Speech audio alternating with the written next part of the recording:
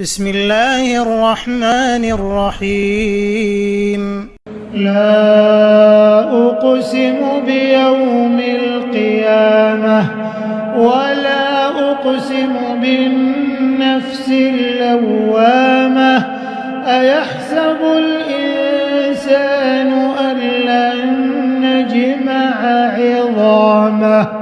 بلى قادرين على أن نسوي بنانه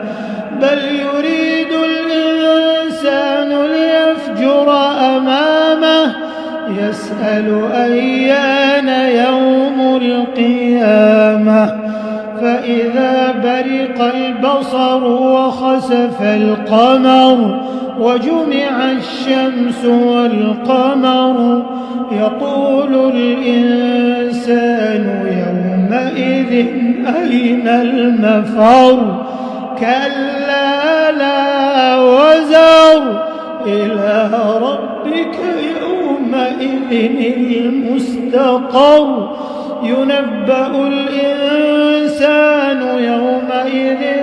بما قدم وأخر بل الإنسان على نفسه بصيرة ولو ألقى معاذيره لا تحرك به لسانك لتعجل به إن علينا جمعه وقرآنه فإذا قرأناه فاتبع قرآنه ثم إن علينا بيانه كلا بل تحبون العاجلة وتذرون الآخرة وجوه يومئذ ناظرة إلى ربها ناظرة ووجوه يومئذ باسرة تظن أن يفعل بها فاقرة كلا إذا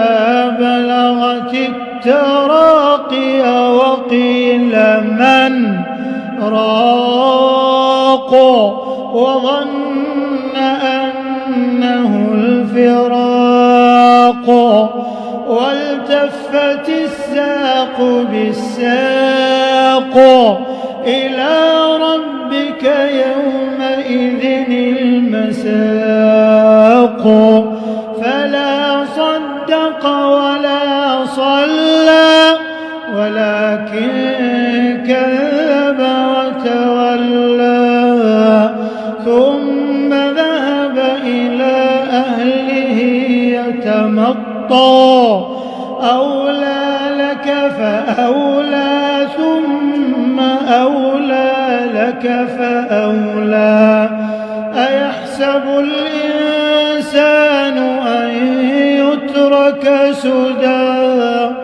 ألم يك نطفة